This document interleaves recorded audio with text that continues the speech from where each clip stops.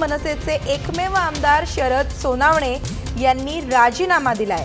बैलगाडा शर्यत सुरू व्हावी या मागणीसाठी त्यांनी राजीनामा दिलाय। मुख्यमंत्री देवेंद्र फडणवीस यांच्याकडे त्यांनी आपला राजीनामा सुपूर्द केलाय। मोठी बातमी आत्ताची, मनसेचे एकमेव आमदार शरद सोनावणे यांनी आपल्या आमदार पदाचा राजीनामा दिलाय।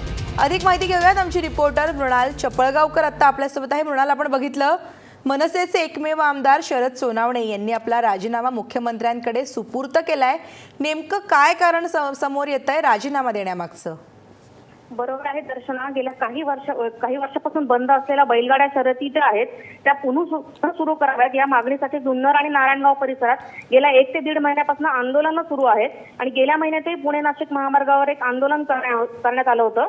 त्यावेळेस महाराष्ट्रातील मनसेचे एकमेव आमदार जे आहेत जुन्नरचे शरद सोनावणे त्यांनी लवकरात लवकर बैलगाड्या शर्यती ज्या आहेत त्या सुरू कराव्यात, नाहीतर आपण आपल्या आमदारकीचा राजीनामा देऊ असं जाहीर केलं होतं। त्याप्रमाणे त्यांनी आज शिवनेरी इथं आपला राजीनामा मुख्यमंत्र्यांकडे सुपूर्द केला। पण हा राजीनामा जो आहे तो राज्यपालांकडे द्यावा असं मुख्यमंत्र्यांनी सांगितलं। तसंच अजून एक महत्त्वाची गोष्ट म्हणजे या राजीनाम्यावर शरद सोनावणे यांची सही पण नव्हती। त्यामुळे एकंदरीत शरद सोनावणे यांच्या भूमिकेवर आता प्रश्नचिन्ह उभं राहते दर्शना।